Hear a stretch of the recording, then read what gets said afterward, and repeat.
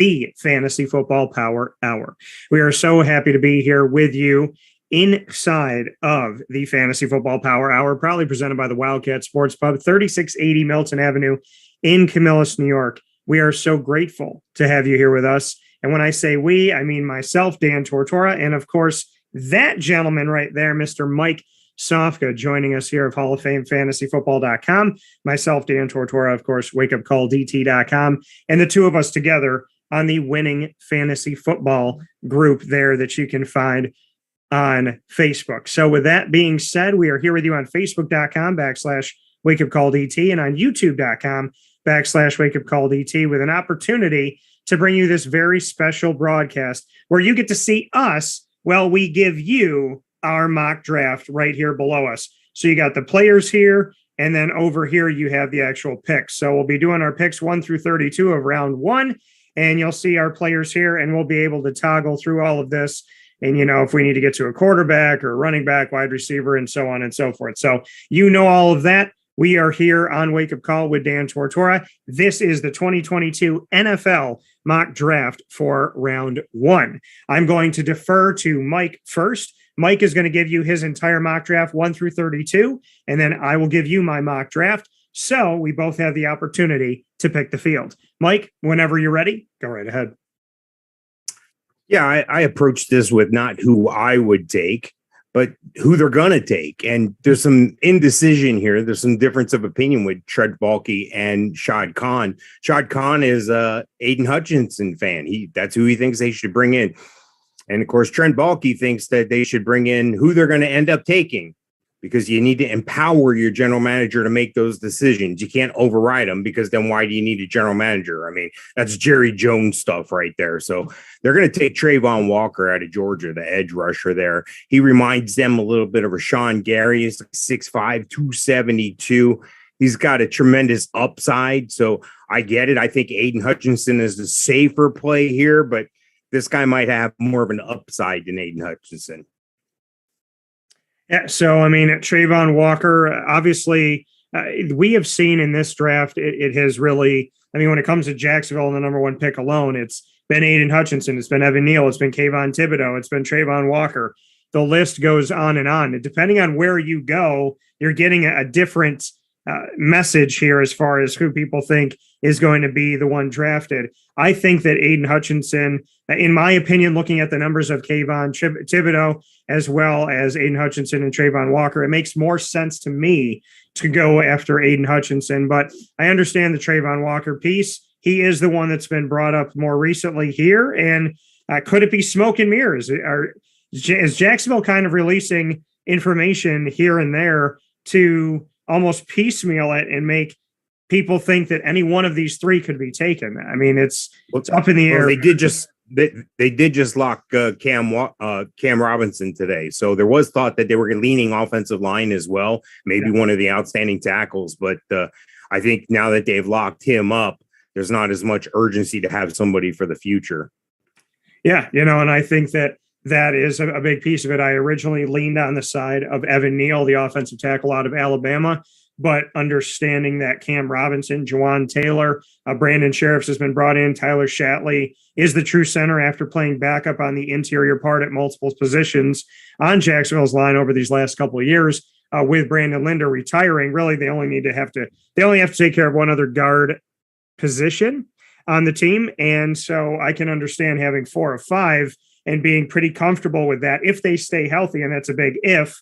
Jacksonville, you know, moving to the defensive line and focusing there where they really don't have anybody that is a sure bet to make sure that they can attack the quarterback the way that they want to. So I totally understand this pick. And as you can see in my draft coming up here in a little bit, I will make my choice. It may not be the same, but it's definitely on the D line. What do you have for pick 2, Mike?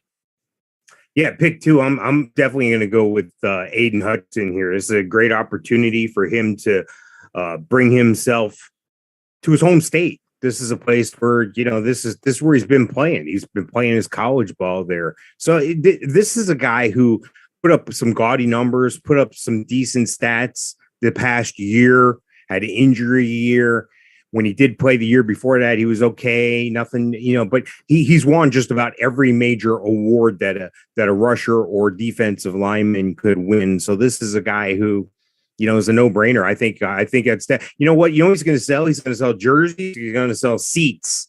And that's what they need at Ford Field. They need some fan support. And hopefully they'll be able to come back and with their 32nd, because again, there's 8 teams that don't have picks in this first round.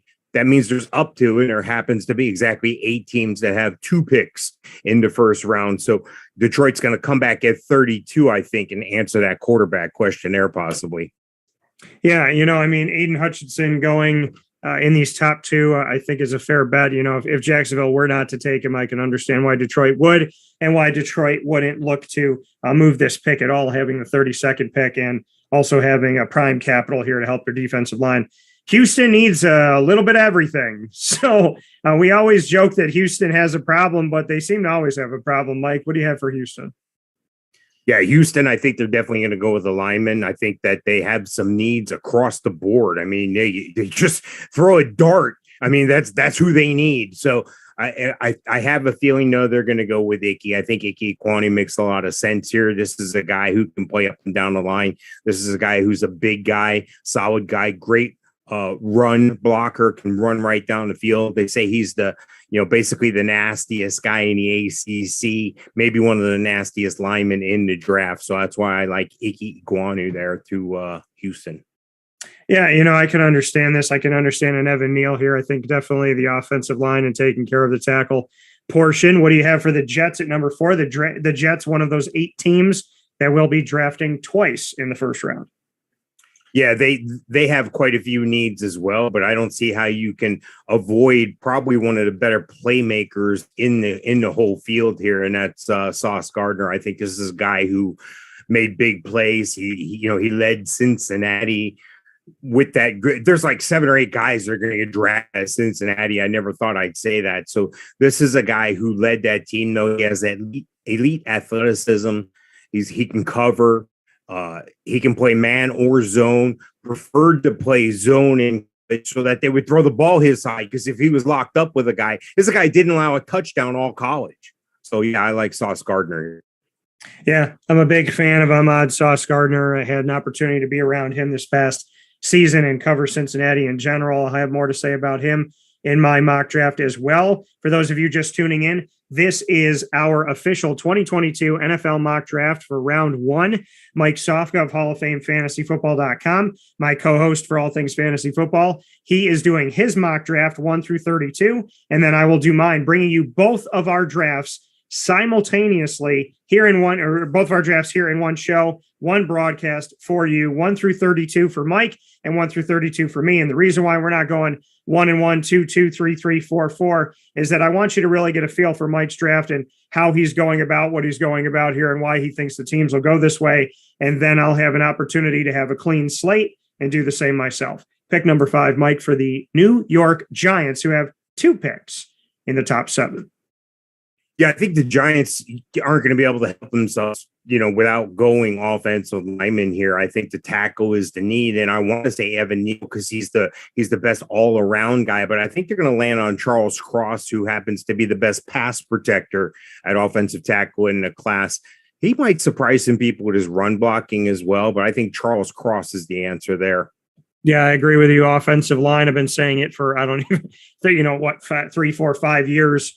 That the Giants need to protect their quarterback and give Saquon something to run behind. So I think any tackle at this point would be a good move here in the draft to go after somebody and make sure that they make this play to protect their quarterback and also to establish the opportunity for his receivers to get down the field, as well as for the running back to find some holes here. Who do you have for number 6 in Carolina?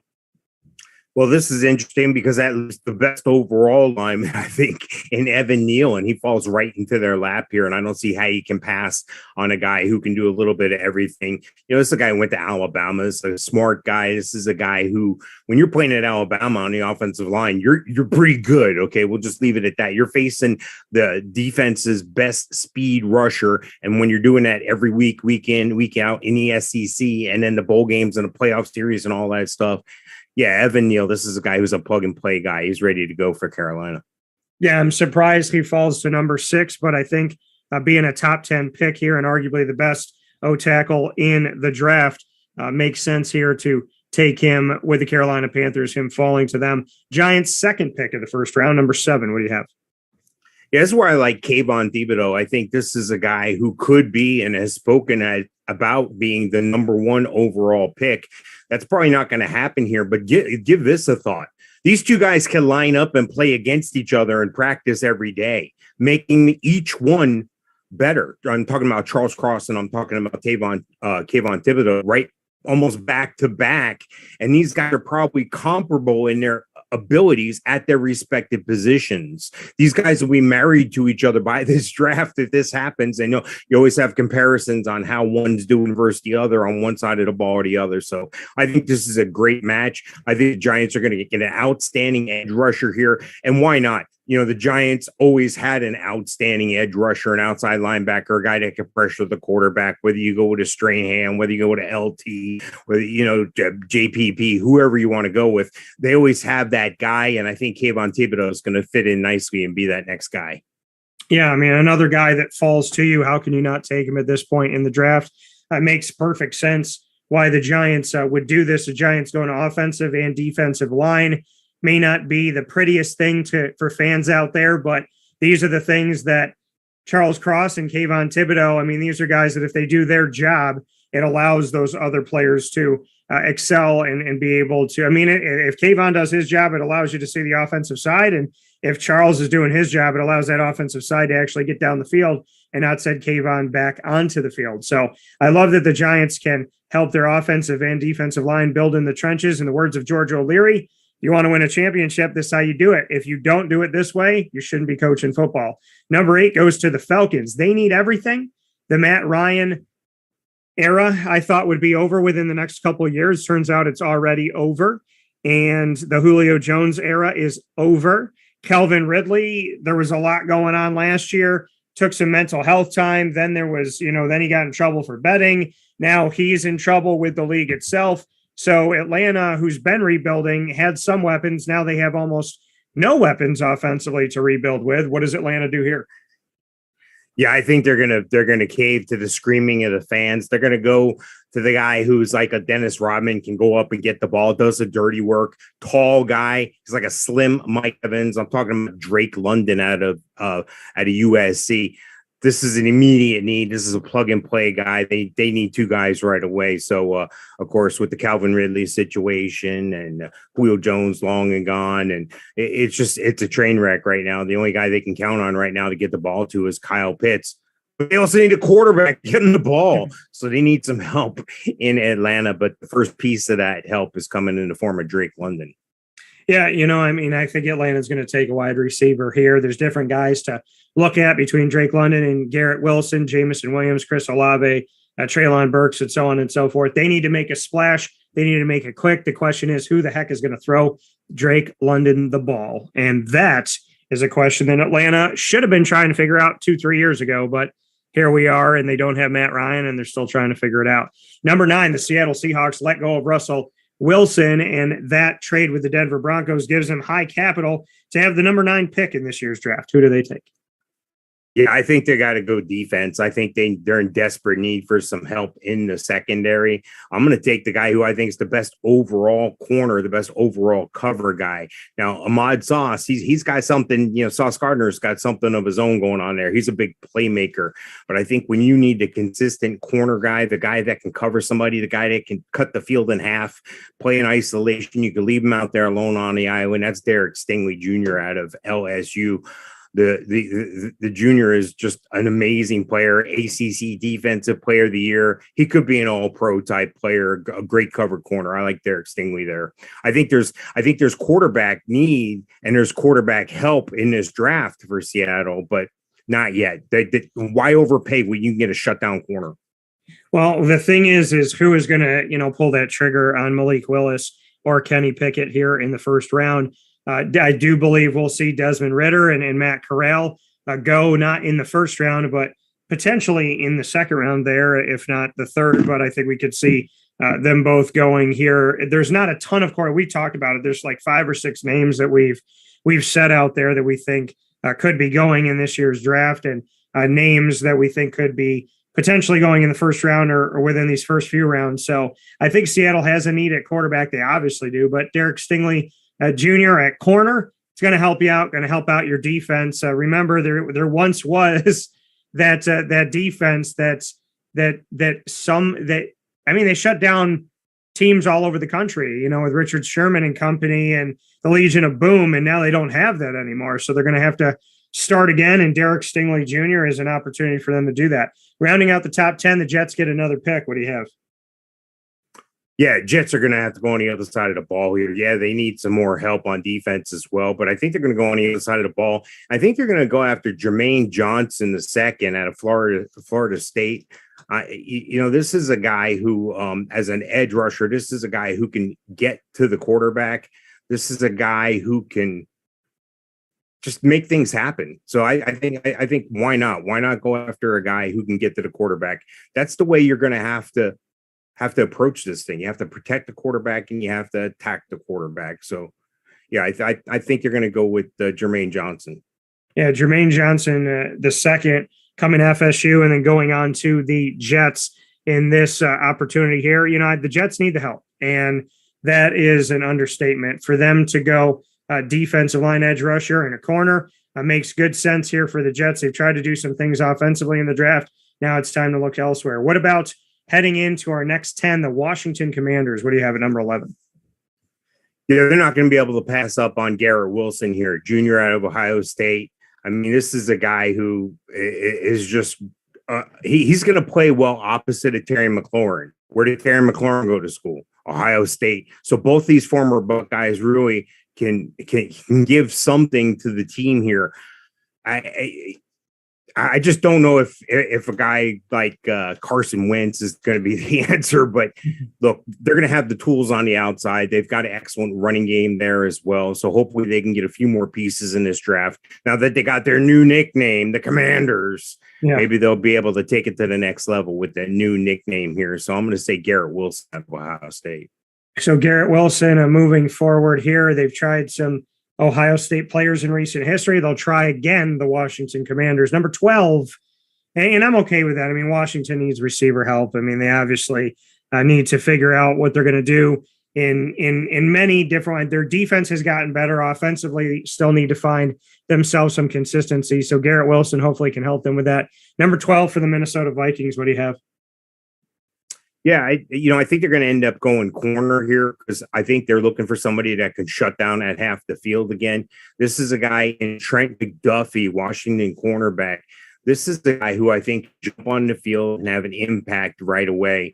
So this is a thing where they still have Patrick Peterson in the fold. He's a great veteran to put under his, put Trent under his wing there, and I think it's going to work out great for Trent McDuffie and the Vikings.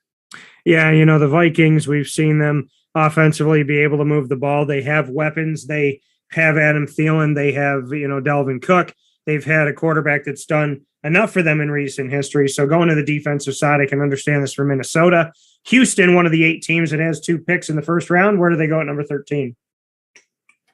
Yeah, this is an interesting pick for them right here. And I think they're going to end up going with Kyle Hamilton.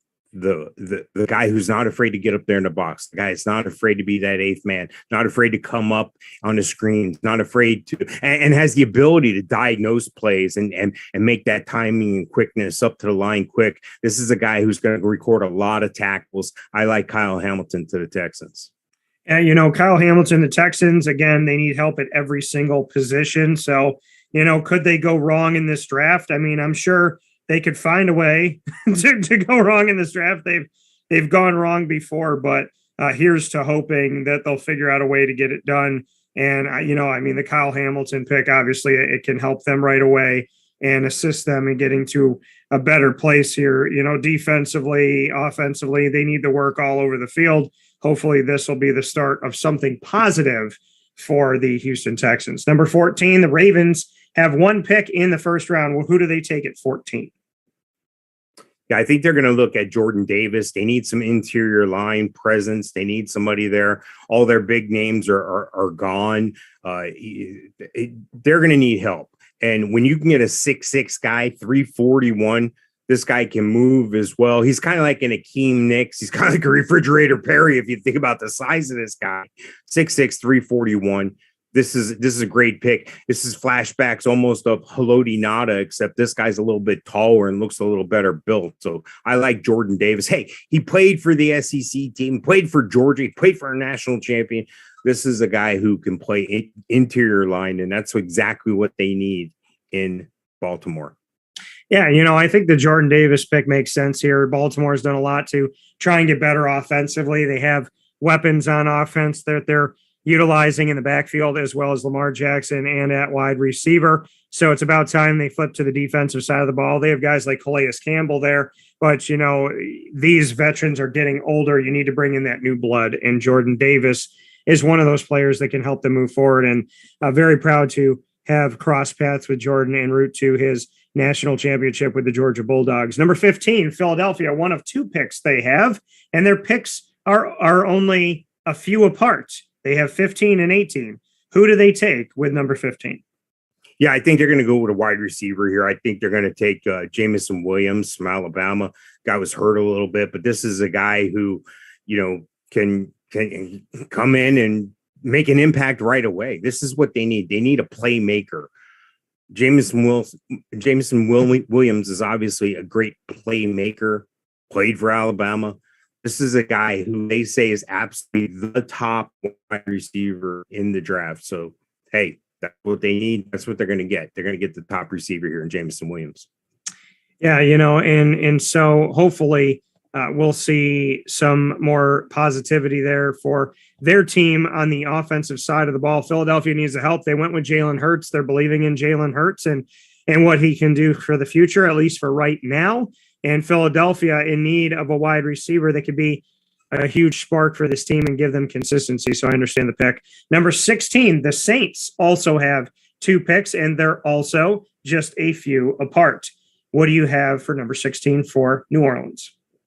And again, this is another team that's clamoring for a quarterback here. And I don't think there needs to be a big rush of that. I think they're going to go after an offensive lineman here, an offensive line with a nasty mean streak. This is Northern Iowa's Trevor Penning. This is a guy 6'7", 325. Look, they lost Teron Armstead to the Dolphins in free agency. They're going to need to get his replacement right away. You can't play around. This is a tackle-rich draft. There's a lot of wide receivers and top-heavy defensive players in this draft. So when you can get one of the top 4 or 5 tackles here at 16 and still come back and get a quarterback later if you want, I would take the tackle. Yeah, I can understand this as well. You got to protect whoever's going to be under center. I do think they need a quarterback, but I could definitely understand the New Orleans Saints going after offensive line at this point. The Chargers have had some changes to their team, but they also have a team that was knocking on the door up until 2 seconds left to get into the playoffs this past season. What do you have for the Chargers at number 17? Yeah, I think they're going to go wide receiver. I think this is something that, why not? When a lot of teams say, we put the pedal to the floor and that's all it'll go, and we're going to look elsewhere and help other. Sometimes you got to put that thing through the floor. Sometimes you got to make sure you're getting everything out of your team at a certain position. And, their recent history with wide receivers getting injured as well isn't great. So, I think this is where they go wide receiver. I think this is where they can't get past some guys here. And you know what? Let me check that here, because I had them possibly taking Chris Olave, but I think I'm going to change this a little bit. I think we're going to go with Devontae Wyatt, the Georgia Bulldog defensive tackle here. This is a guy that they're desperately going to need help with right away, because they did add some linemen in the free agency period.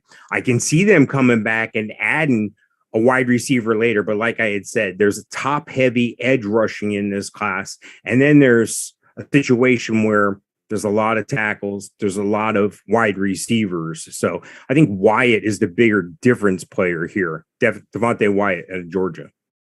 Yeah. I think ultimately they're going to go receiver here, but I could see, you're taking the defensive line. You're trying to make this team a little bit tougher. You got to have a strong defensive line in arguably the best division with the best at quarterbacks, some of the best quarterbacks in football, maybe the best division when you look at the division as a whole when it comes to offense and quarterbacks, with Derek Carr with the Raiders, and you have Justin Herbert with the Chargers, now Russell Wilson with the Broncos, and Pat Mahomes with the Chiefs. You got to be able to get to the quarterback. So as much as I think they may go wide receiver in this, I understand the pick.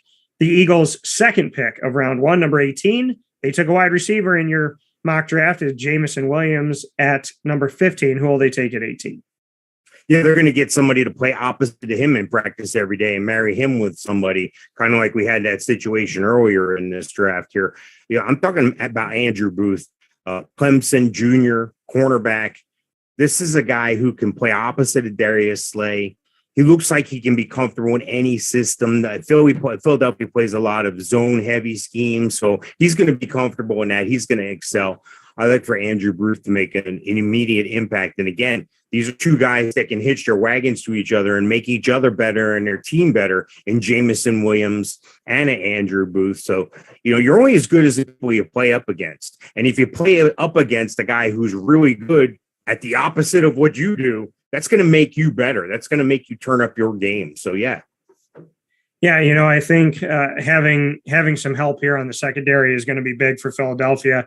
I don't see them. Obviously, they're not going to quarterback. I don't think they go to running back at this point because they have a bunch of them. Wide receiver, you just had them take one. I don't think they're going tight end, obviously. So it makes sense to go to the defensive side of the ball and to be able to stop against the pass there. And so Andrew Booth gives them some help in Philadelphia at a piece of their defense that I would like to see rise a little bit and have some positivity in a division that's just kind of ripe for the taking, right? Dallas is good, but they're not great. The Giants, we don't know who they are. The Commanders, we don't know who they are. We just found out that they're the Commanders. They just got an identity and they still don't have an identity. So we'll be awaiting this, and Booth could maybe help with protecting that end zone in the big time play. Saints, number 19, their second pick of the first round. Who do they take? The Chargers flirted with Chris Olave earlier here in my mock, but he's not going to get past the Saints here. And again, there's another situation where people are going to be clamoring for a quarterback. They still have Ian Book in the fold, and they've made some decisions here. But don't forget, there's a guy like Garoppolo still out there. There's no need to rush and overpay for a quarterback, but everybody does it every year. You see somebody move up, and they wanted a guy, and they paid way too much for him. So that is what it is. But Ohio State wide receiver Chris Olave, I think he's gonna do well in New Orleans. I think there are quite a few changes going on. So yeah, I think this is the move. Chris Olave. Yeah, Chris Olave makes sense to make the move here with the Saints. They do need some help at receiver, and they obviously need some help at quarterback as well. So the jury's kind of out on this one as far as what this will look like and where it will go. Pick number 20, Mike, as we bring Mike back on here to the screen and we get him to start his video once again. And there we go. So we got Mike here taking a look at number 20, the Pittsburgh Steelers. Who do they take? Yeah, this is where it gets interesting because Pittsburgh needs a quarterback, okay? Pittsburgh needs a lot of things. They really do. They could use just about anything. They could use a DB here. They could use a lot of things. But I don't know if they're going to get past the quarterback position here. Big Ben's gone. Mace Rudolph's not the answer. I just don't know if Mitch Trubisky's going to be the guy. Garoppolo still might be in the mix. I'll tell you who's in the mix, Malik Willis. And I'll tell you why they're going to take Malik Willis here and not Kenny Pickett, the backyard favorite here from Pittsburgh. Malik Willis is a guy more similar to who? Who's a quarterback for the Ravens? Lamar Jackson. Yeah. The Steelers play Lamar Jackson twice a year. They're tired of facing that guy. They don't want to face that guy. So why not have the guy you don't want to play, have the other version of him on your team? They're going to take Malik Willis here. You got Malik Willis going instead of the favorite in the hometown there. Malik Willis going number 20 to the Pittsburgh Steelers. Interesting here. I do think they're going to take a quarterback and very well could have one drop to them, could have their lot of all of them dropping to them because in Mike's mock draft here, they were all still available at this time. So, this is an opportunity for them to go the one that they feel is best. I do think they'll go for a quarterback as well. Maybe not necessarily Malik Willis. We'll see what I think when we get to my side. 21, the Patriots. Who do they take? Yeah, I think they really need help at linebacker. Why not get a guy that's almost like a jack of all trades? Why not get a guy like an Isaiah Simmons? Get Devin Lloyd from Utah, 6'3", 237. This is a guy who's can play different schemes. He can play the edge. This is a guy who can make tackles. This is a guy who they need to help in coverage and pressure. I like the pick here, Devin Lloyd. Yeah, Devin Lloyd, I think linebacker is where the Patriots are going to go in at this pick at 21. And so Devin Lloyd going out of Utah here makes sense. Maybe not necessarily the same one I'm going to go with, but I am going to go linebacker in my mock draft, and I do see that happening here. 22 for the Green Bay Packers. Will the Green Bay Packers finally do right by their quarterback with one of these two picks, 22 and 28, as you can see here in the mock draft? Will they use one of them on a receiver, Mike? Tell us. Yeah, I like Trayvon Burks. I like this guy out of Arkansas. He's like Deebo Samuel, but powered up. This is a guy who's 6'2", 225, can get separation, super fast. This is a guy who, let me see where he landed on my on my AEI, the Adjusted Explosiveness Index, which is available at the site. You can go to the site and check that out, hallofamefantasyfootball.com. He finished number 5 out of all the receivers, and I was able to rank 35 of the receivers. There were 5 receivers that had incomplete stats. So what the Adjusted Explosiveness Index does, regardless of the team that drafts the player, it takes their combine numbers, basically their height, their weight, their 40 time, their vertical jump, their broad jump, all that stuff. And mathematically, we put that together, and then you're compared more evenly with other guys. You find it difficult when you're evaluating wide receiver talent. Well, this guy runs a 4.4 and that guy runs a 4.3. So the 4.3 guy is better. Well, not necessarily, because he's bigger, he's faster, and he's got a longer vertical jump. So, I mean, there's a lot of things that come into play here. Treylon Burks is definitely the guy here. At Treylon Burks, I can understand Green Bay making a decision to go with a wide receiver here. They have to. They have to. Once you brought in once you keep Aaron Rodgers and you extend him and you want to pay him almost $50 million a year, and then right after you let Devontae Adams go, who signs a 4 or 5 year deal with the Raiders. I mean, to me, it's crazy to see how quickly that happened, where Aaron Rodgers comes in and then he loses his weapon. And he had talked about guys that had left, that he wasn't happy that they left and wasn't happy that the team let them go, essentially, Randall Cobb being one of them. And so he needs receivers. Treylon Burks can hopefully help out guys like Allen Lazard, as Marquez Valdez-Scantling is gone as well. Number 23, Mike, the Arizona Cardinals.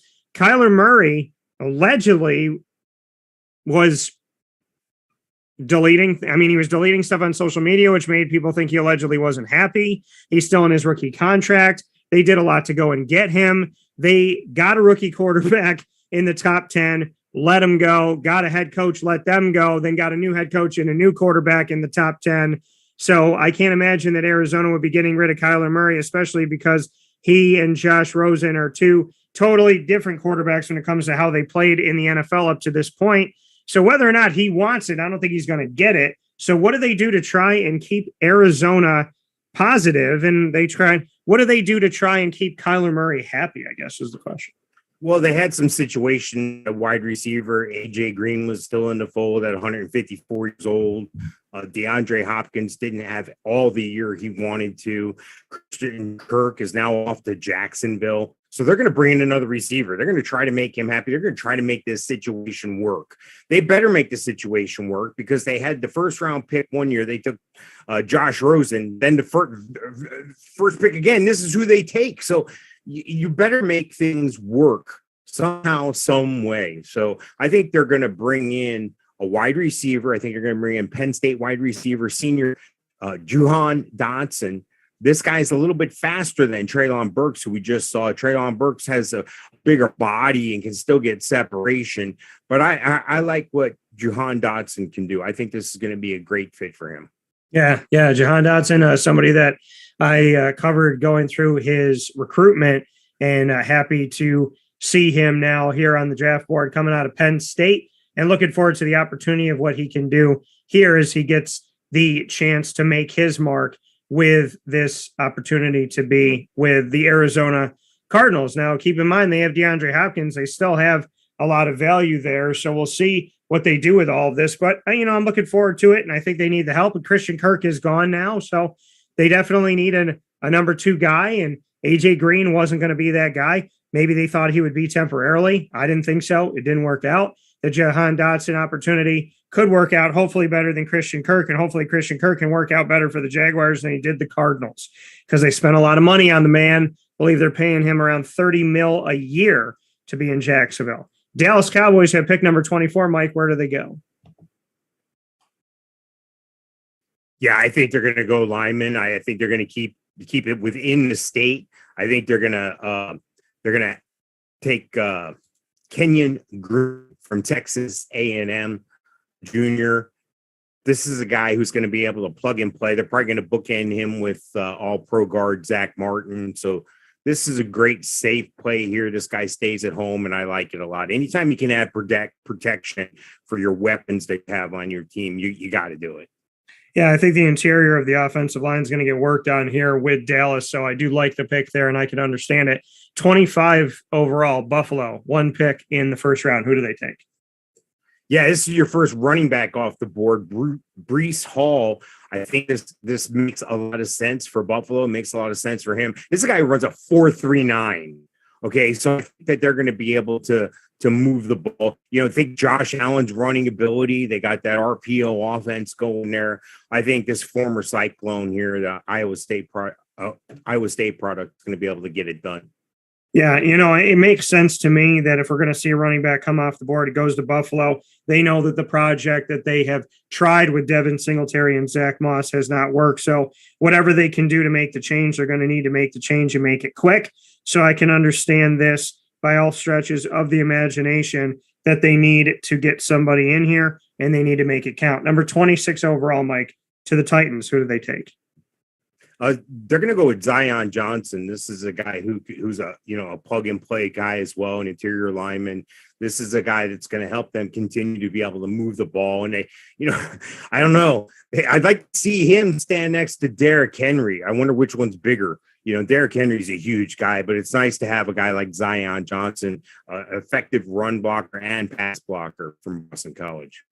Yeah, Zion Johnson here, I think around these few picks here, 24 to 26, that he could be taken. So I understand him going here. I don't know if he'll drop this far in my mock draft. We'll have to see. But Zion Johnson helping out the team, and Derrick Henry, who's been able to do it where whoever's on the line, but hopefully Zion can give him some help there out of Boston College. Appreciate the Eagles and have covered them and covered Zion. So number 27 brings us to the Tampa Bay Buccaneers with Tom Brady, who unretired.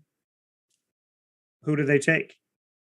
Yeah, I think they're going to go defensive side of the ball here. I think they're going to go with the cornerback. I think they're going to take someone from the home state here.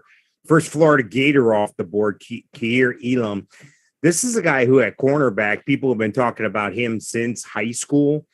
But this is also a guy who I've questioned his ability at times. Now, I know that's not fair to a young player, and it's like, well, you're so much better, you go do it, whatever. This is what I do. I evaluate talent. I think comparatively speaking, he's not the best corner in the class, but he is worthy of end of the first round pick. So I think keeping him in the home state of Florida is a good thing for the Bucs. It's a good thing for Kaiir Elam as well. 27 of the Bucs.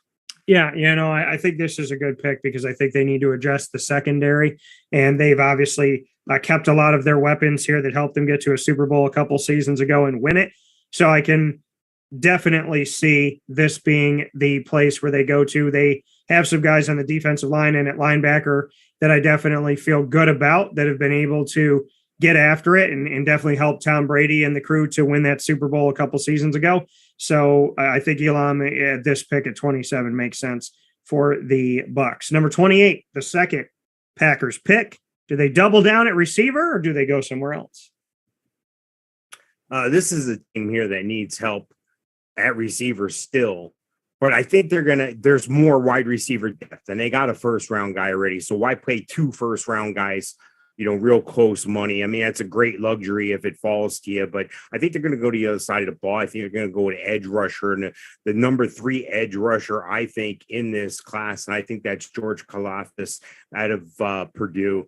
This guy was a junior, but this guy is able to apply pressures. He's going to build sacks over time. This is a guy who's going to fill in a gap. I mean, the Packers lost to Darius Smith this year. So this is a guy who's going to fill in nicely, come on the field right away, I feel, as an impact player, and only get better with time. He has tremendous upside.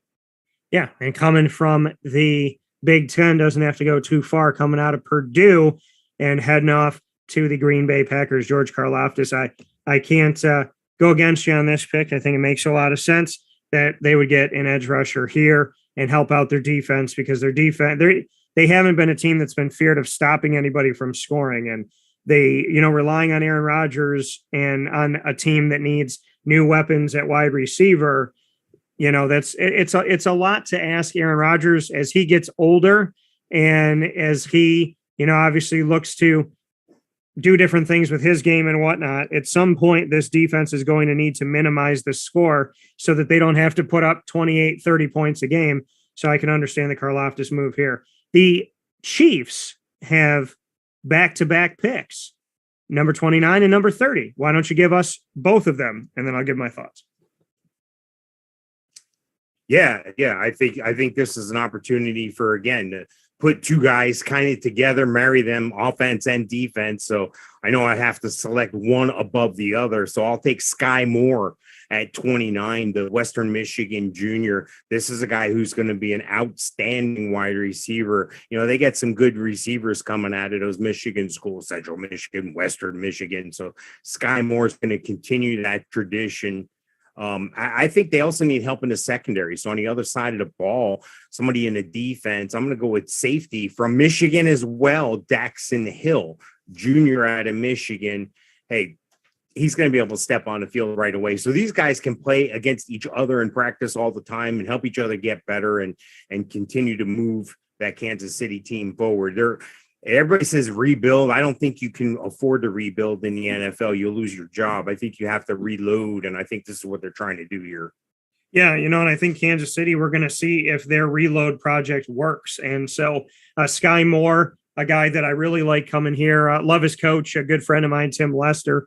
And so happy for Skye Moore and where he's gotten himself to. Very excited. I got to repost it when he made his decision to jump into the draft. So I like him here. I think he automatically gives them a speedy element and hopefully some help to not so much miss the loss of Tyreek Hill. And then Daxton Hill on the defensive side of the ball, like Green Bay, you need to stop playing. You need to stop other teams in your secondary. And Kansas City has struggled to do that a lot of the time. It's great that they've been able to rest on the fact that their offense can score a lot of points, but their offense is changing. And the guys that they have on that offense have obviously changed when you look at the depth chart. So I think Daxton Hill is a good move here. Mike, you got the final 2 picks of your version of the 2022 NFL Mock Draft Round 1, proudly presented inside of the Fantasy Football Power Hour here on Wake Up Call with Dan Tortora. Bring us number 31, the Bengals, the team that was the runner-up in this year's championship game. Yeah, I think the Bengals has used some help in the secondary here. This is a team that they've been banged up at times. They were good enough to get to the Super Bowl, but let me ask you, what normally happens to the team that doesn't win the Super Bowl?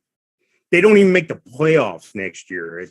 I don't know all the math behind it off the top of my head, but that's usually the case. So they're going to continue to build this thing out, and I don't think that's going to be the case for Joe Burrow necessarily. I don't think he's going to allow this team to take a step back like that. I think they're looking forward to getting back to the Super Bowl again and correcting what was wrong with that Rams team they faced. What a juggernaut. They're going to go with Kyler Gordon, Washington cornerback, the junior. This guy's really going to shore up the back end of that defense for the Bengals. Yeah, and Kyler Gordon going to this side of it for the Bengals. I mean, they could go offensive line here to help themselves out a little bit more, but defensively, it would be great to have somebody here that can help them and pick off a Lamar Jackson, pick off whoever is under center at Pittsburgh.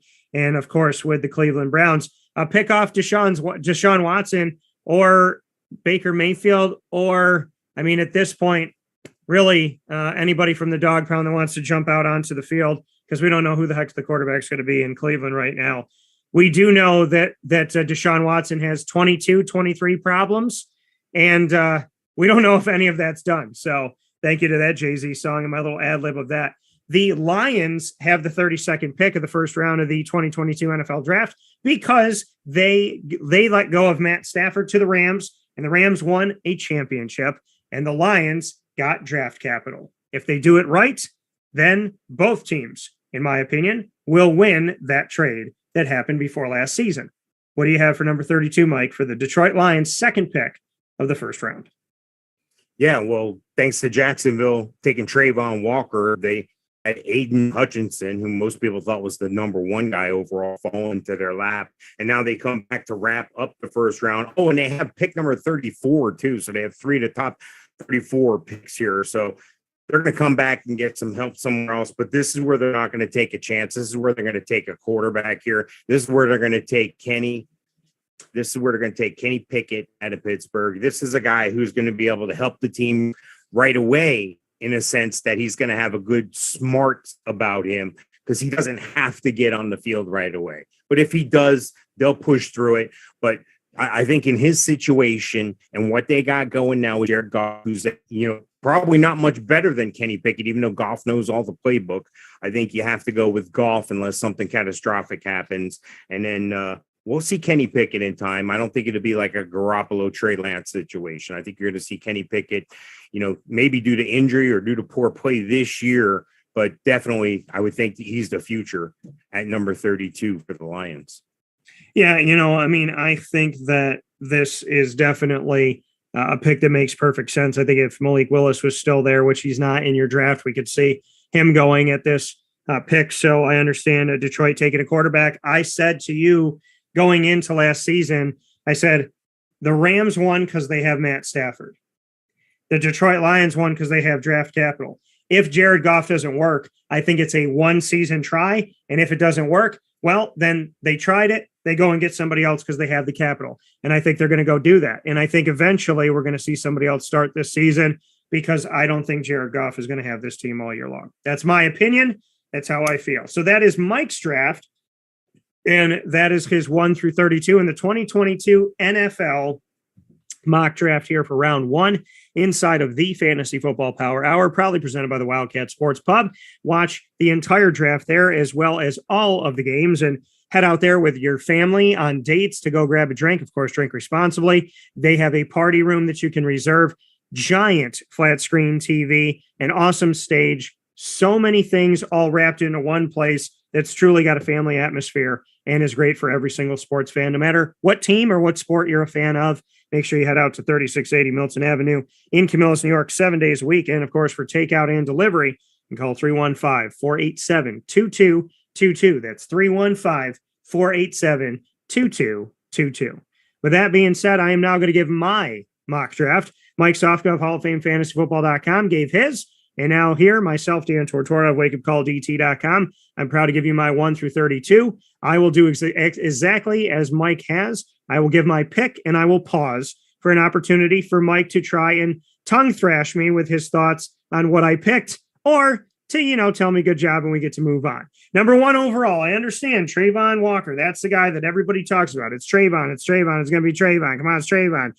That's what we keep hearing. It was Aiden Hutchinson. That was the one that made sense. Then all of a sudden, it was Trayvon Walker. Somewhere within there, it was maybe Kayvon Thibodeau, who is rising up the charts. So the question is, why a Trayvon Walker? Is it because he has more upside and because they already know what they're getting when it comes to, Aiden Hutchinson? That's the question here.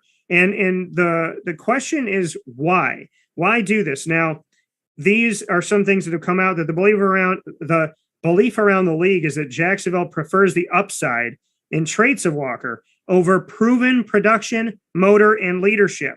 Here's my issue. Potential already did it. We think he will.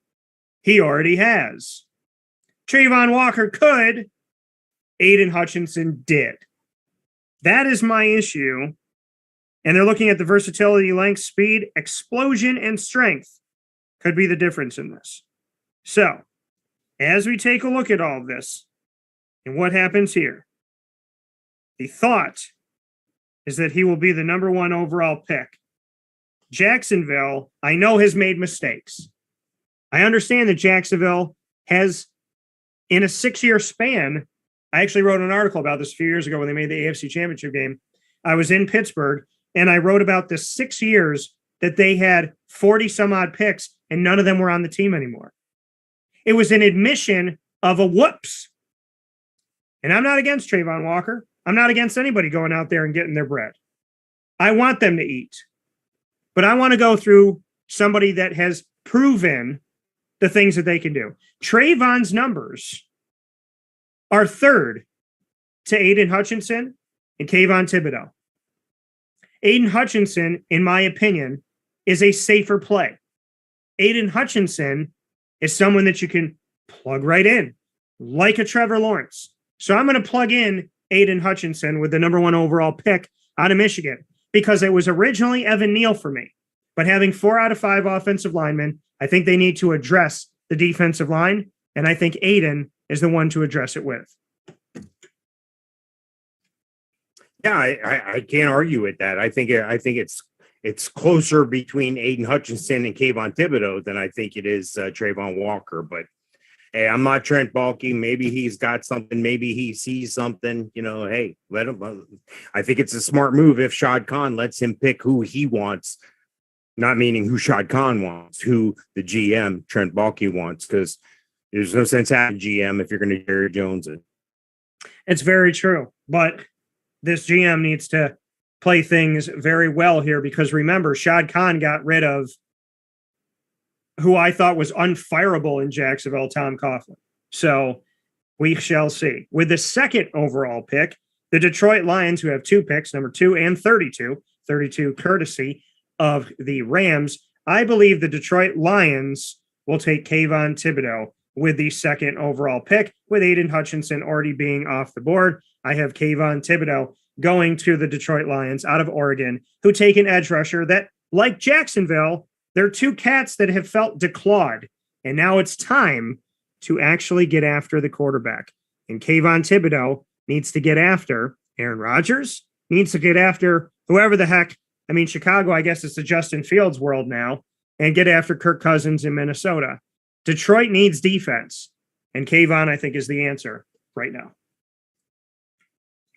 Yeah, I think this is an excellent pick. Like I said, it's not that far off from Aiden Hutchinson. So this is a pick that I think is close to the number 1 pick, a lot closer than I felt Trayvon Walker was. So this is a smart pick here. And again, there's plenty of time for a quarterback in this one. It happens every year. Teams overpay for him, but I don't think there's no need to get a quarterback in the top 10 here, not with what's out there and what's available in this class. There's a lot of wide receivers, a lot of offensive linemen, a lot of defensive linemen. Houston needs everything. Jacksonville, let me look into the camera when I say this. Hi, Jaguars. My Jaguars. Since 1995, we've been a family. Houston has made numerous mistakes, yet they look better than you. That needs to stop. But Houston's going to take the player that I thought you were going to take number 1 overall. But I changed my mind to go to the defensive line. So I believe that Houston will take Alabama offensive tackle Evan Neal. If Jacksonville was to take him, they could be in a situation with Juwan Taylor to say, hey, Juwan, we love you, but we're going to have Alabama bookends. I think Jacksonville feels good with what they have. I don't think Houston should feel good with anything right now. So Evan Neal is my pick. Offensive tackle, Houston Texans. Hopefully he can play quarterback too. Yeah, you got a guy who played tackle for Alabama. This is a quality prospect here. 6'7", 350. I think he's the best overall tackle in the draft. So yeah, you have to take him. And the next pick is one that I have felt good about for a while now. I have no issue with this whatsoever. And I know that Mike and I are going to agree on this one. And that is the 4th overall pick, Ahmad Sauce Gardner. Gardner made a deal with A1 because his nickname is Sauce. And so Ahmad Sauce Gardner, who I got to interview and cover at Cincinnati in my coverage of the entire American Athletic Conference. I want to thank Cincinnati. I want to thank Sauce for all that he's done and that entire team for breaking the glass ceiling that should have never existed for Cincinnati or the American Athletic in the college football playoff. Ahmad Sauce Gardner automatically makes the Jets fun to watch. I got Sauce going number 4. Yeah, why not? I mean, this is a guy who somebody asked him what his favorite sauce was, and he said barbecue sauce. And they were like, well, there's like a million different barbecue sauces. What's your favorite? He says the regular kind. So he's got to work on that. They got to give him some.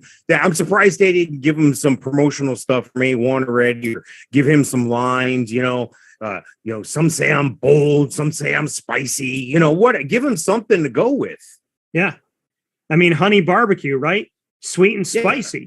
Wait, a little bit of this, a little bit of that. Caribbean jerk. Give me something. But exactly. I definitely am excited for Ahmad Sauce Gardner. And, if he was to make me his publicist or his agent, we would have taken care of that already. The Giants, number 5 and number 7, Giants at number 5, they need help everywhere.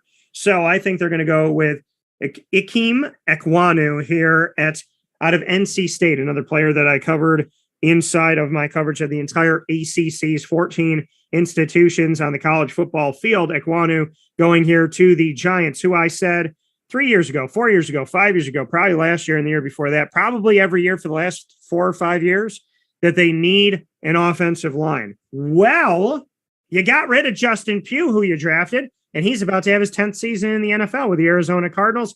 And I got to build a friendship with him and spend some time with him and get dinner with him right before the draft, as Justin Pugh is a Syracuse Orange alum. So I'm going with another ACC player from an ACC team, I should say. Ekwonu, I'm going to put into the mix here because we know that Doug Marrone was still a part of the Big East. He didn't have to worry about that. Justin Pugh didn't have to worry about all this stuff going on inside of the ACC. Ekwonu did what he did, and now he has the opportunity to make the Giants better as their 5th pick.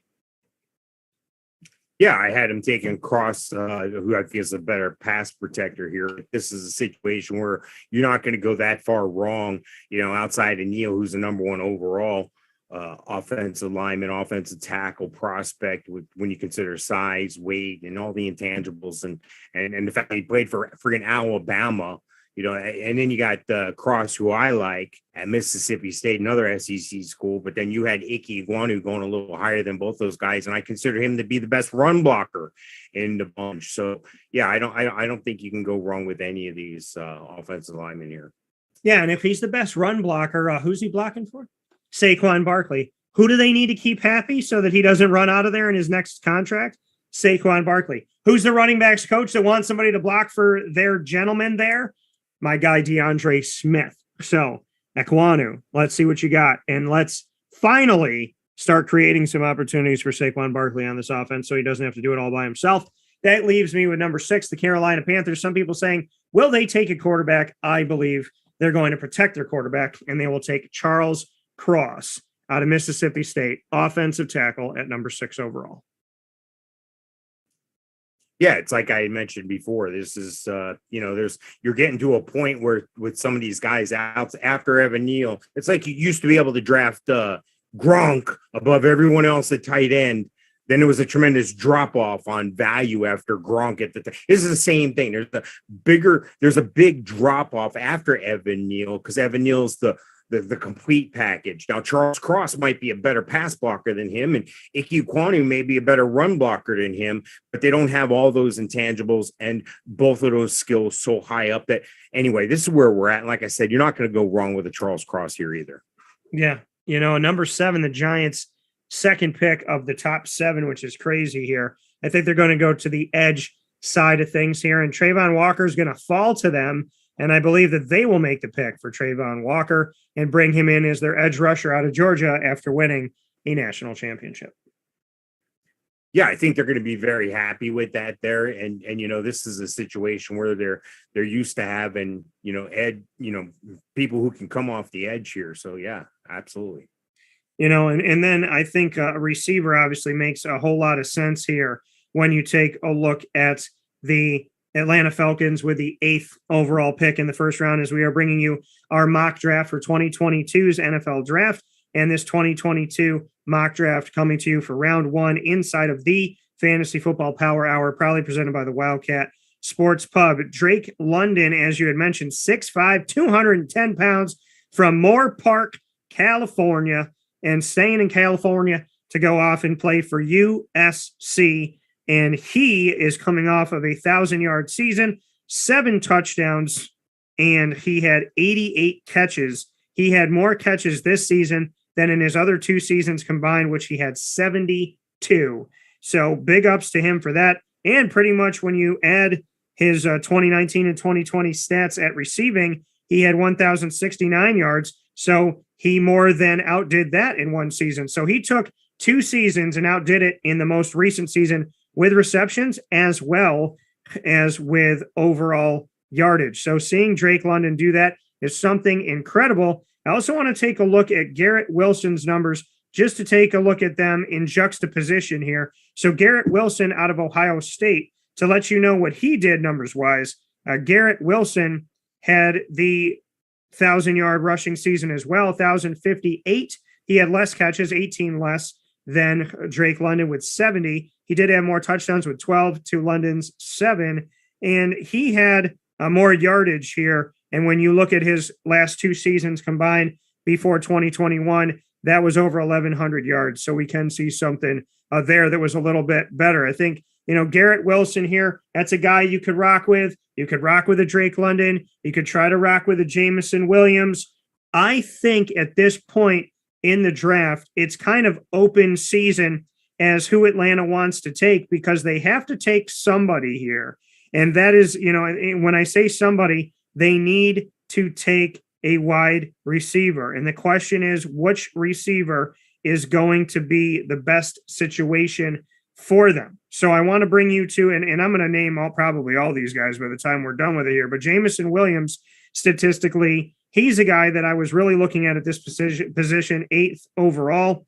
Now, he did not really have the numbers like the other guys because he wasn't utilized until this season. 79 receptions, 1,572 yards, 15 touchdowns.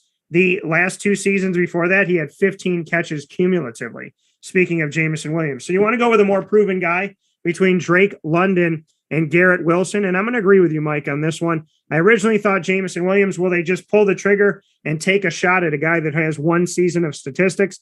But I think they need to do something that feels more like it has the ability to be a better, more thought through pick here. So they could take that giant, chance.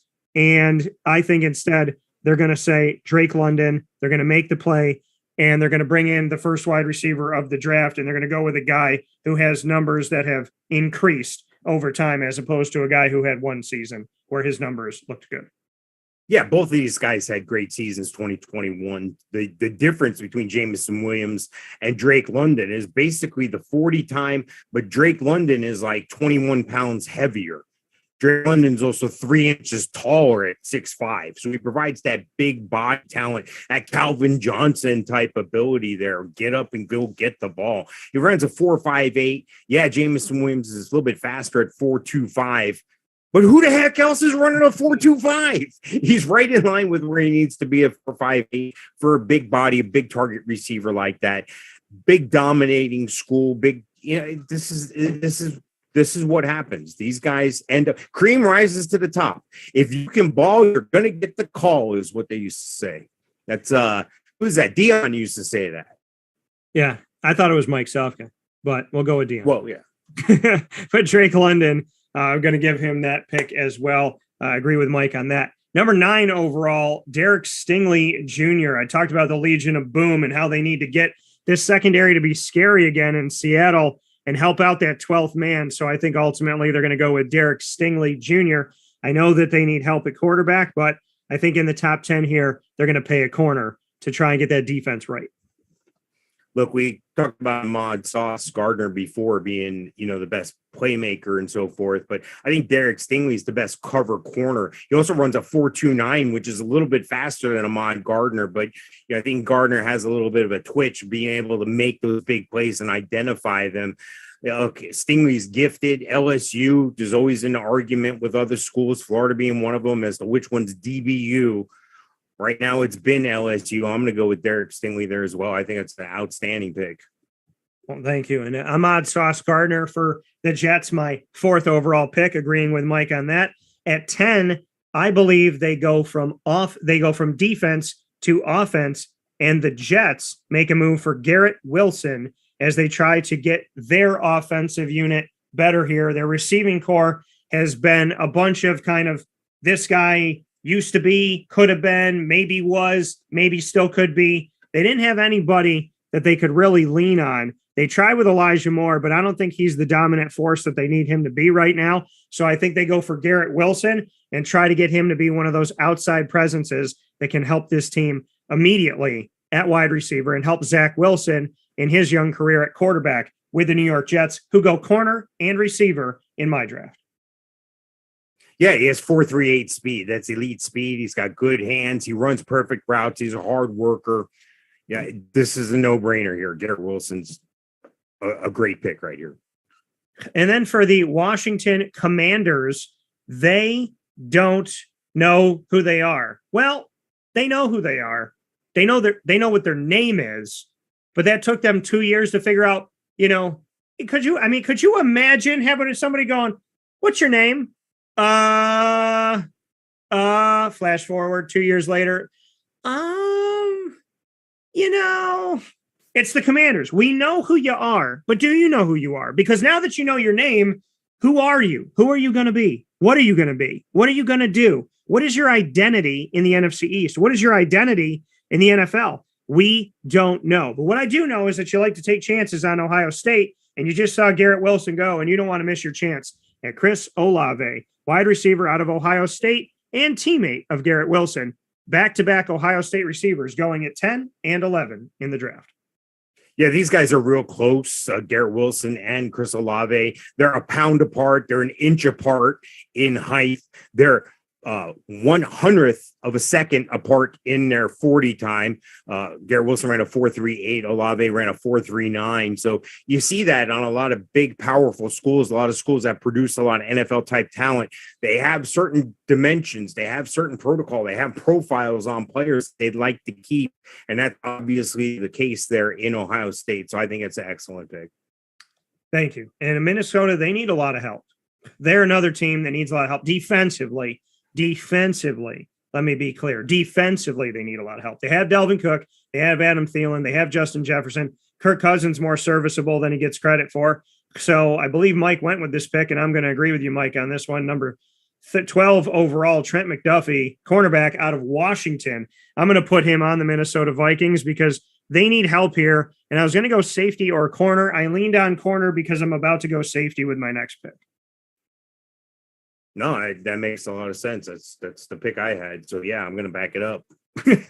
I love that pick. So, Evan Neal, number 3 to the Houston Texans. The Houston Texans get another pick. To be completely honest, the Houston Texans came into the league in, 2002? And I think that they deserve another expansion draft with everything that the front office did not do for them. They honestly should have picks 1 through 32 themselves. The Houston Texans at number 13 are where I'm going to go with safety. And I'm going to take Kyle Hamilton, who falls to them, and you can't pass him up here out of Notre Dame, the safety going to the Houston Texans here, who go offensive line and then secondary in the draft. Teacher, he's copying off my paper.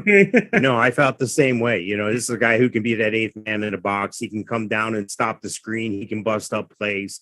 He's quick to identify and read and use his speed through his quickness. Notice I didn't say speed and quickness, same thing. Quickness is the ability to convert. Speed is what you're doing when you're actively doing something. That in-between stage, that's the quickness. Okay, so he's got quickness and speed. I like the pick. And Mike, we have agreed on things in the past. We've disagreed on things. There's weeks where we have all the same picks for, every game inside. of the NFL, and there's weeks where we've had 8 different picks. Well, it looks like we have similar picks here, so we're either going to pass the SAT or we're going to have to go take it again if we want to go to college. I have Jordan Davis going to the Baltimore Ravens, interior defensive lineman out of Georgia. Like I said, Baltimore has needed aid on their defense. They've gone and they've gotten veterans that are toward the potential tail end of their careers, maybe only have a season to, maybe 1, 2, 3 seasons left. And so I believe they're going to have to bring in some youth on the interior part of the defensive line, which is why I went to the interior instead of an edge rusher. And I'm going with Jordan Davis, number 14 overall, to the Ravens. Yeah, that's what the Ravens need right there. Not since Haloti Ngata had they draft one so high. So this is a tremendous opportunity for them. And they've lost quite a few edge rushers. So yeah, I think this is definitely a need. And a guy from Georgia who's playing defensive line this past, their defensive line was just sick. That's how come they won so many games. Their defensive line, they were able to attack the quarterback and stop the run. Jordan Davis is going to help you do both of those things. You want to put butts in the seats. You want to make sure you're putting butts there in those seats. And I'm saying that to you because Philadelphia's got the next pick at number 15 overall. They have 15 and 18, and I believe they're going to go for a wide receiver. But you want to make sure that wide receiver makes sense for your team. And with that wide receiver that I believe they're going to take, I have a feeling they could go a few different ways. I know you went with Jameson Williams, but Philadelphia needing the help that they need at the time that they need it. I am going to put them in a situation where they will bring in somebody who is on the other side of the state, in State College. And I believe they will keep one of those receivers in the great state of Pennsylvania as the Philadelphia Eagles decide to take a chance on Jahan Dotson at this pick. The Eagles are known that when they go for a position to maybe dig a little bit deeper in the rankings and to pull somebody out. They've tried it before. It doesn't necessarily always work, but Jahan Dotson has an opportunity to join another Nittany Lion in Miles Sanders. In this offense in Philadelphia, I have Jahan Dotson being their receiver. Yeah, I'll tell you why I don't like this, and that's simply because Jameson Williams from Alabama played for friggin' Alabama. He's taller. He's faster. Jameson Williams runs a 4.25.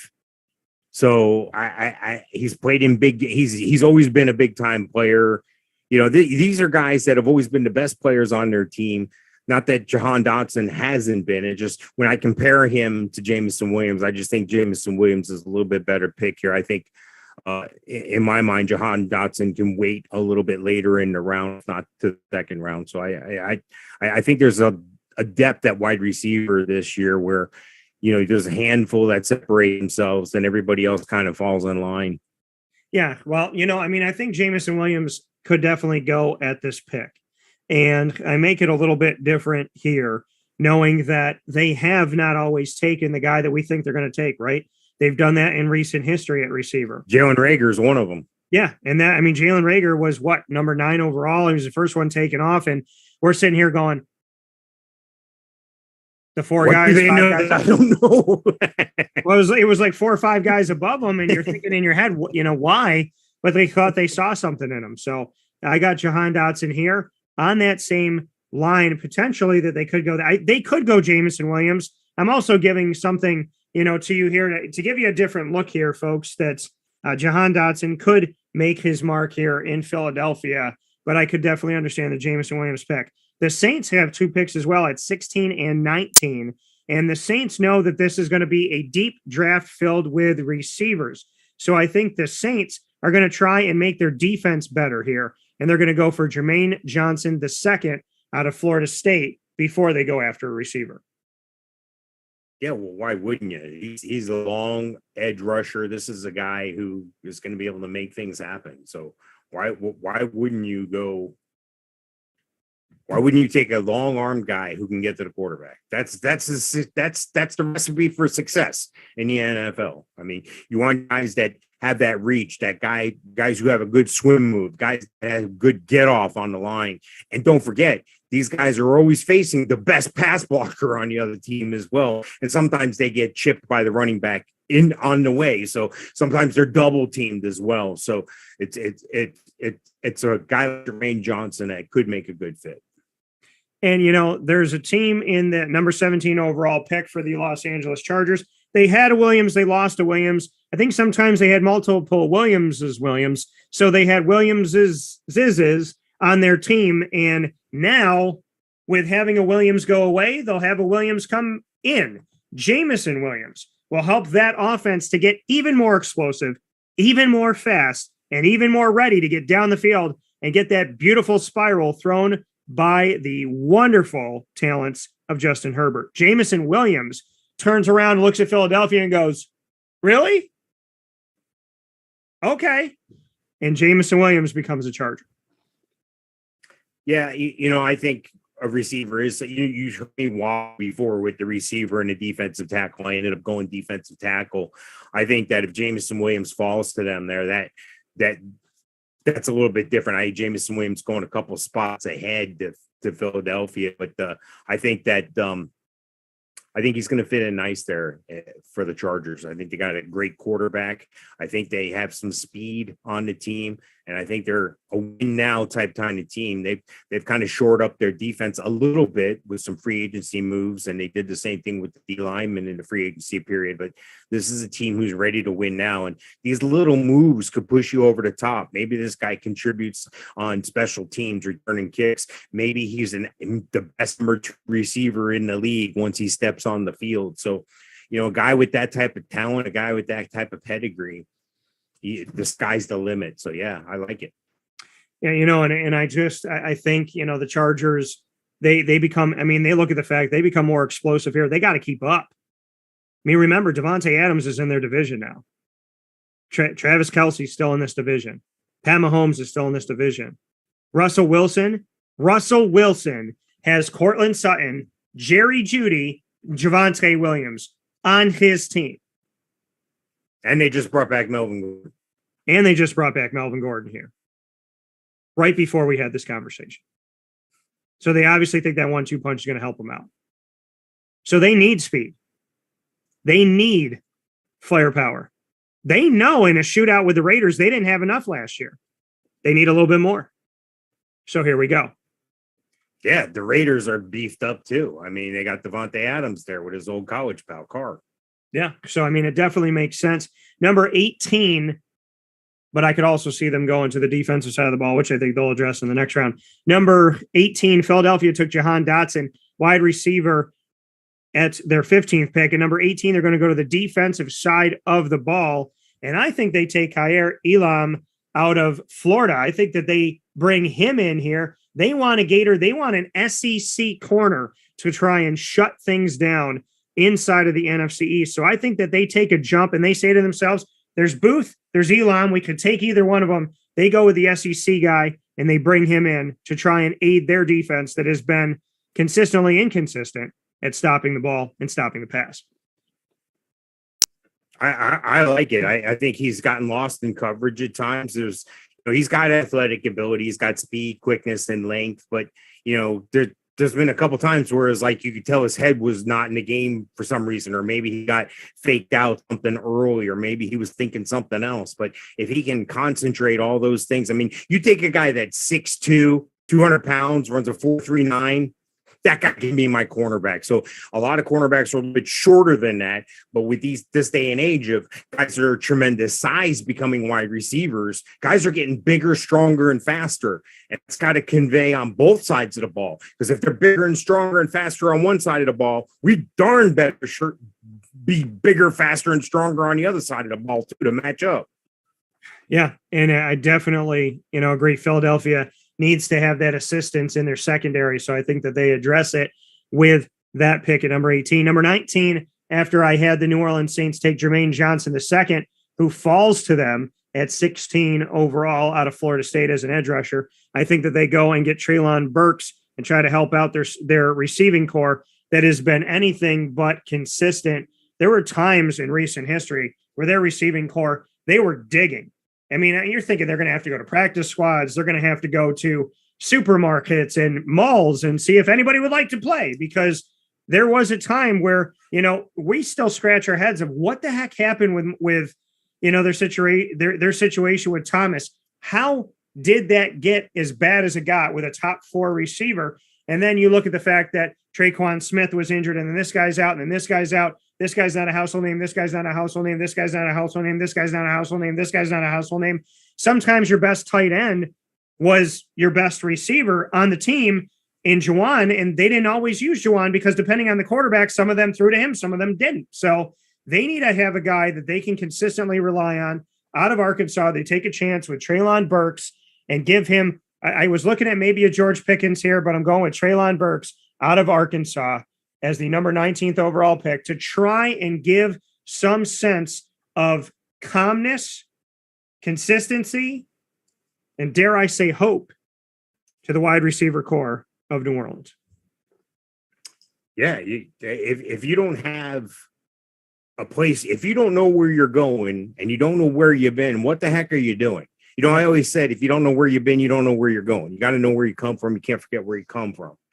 You got to have an identity. You got to have something that you're known for. You got to have something that you're going to push forward on. You got to have something that you're going to use that's in your arsenal to separate yourself from everyone else. So, yeah, I think Treylon Burks is a big, sizable receiver. And for his side, he's got size, he's got speed, and he can get past some people. That was the big thing with a lot of receivers. They come in, they're fast, and you're like, well, okay, X-Man, go ahead, try to run past me. I'll just back up some more. And then they figure those guys out after a while. When you got a guy with size and speed like Treylon Burks, this is a game changer. Well, and in the cafeteria of the NFL, the secondaries that play the Saints will arguably have their hands full with a Traquan and a Treylon. So we'll see as we move forward here. Number 20, the Pittsburgh Steelers. They work out in the same facility as the Pitt Panthers. They see him all the time. They saw James Conner over and over and over again. Malik Willis, wow, he's a dual threat guy. But Big Ben was more of a single threat guy. He could run at times, but we didn't expect him to. He was built like a linebacker. He had a big old body. He was hard to take down.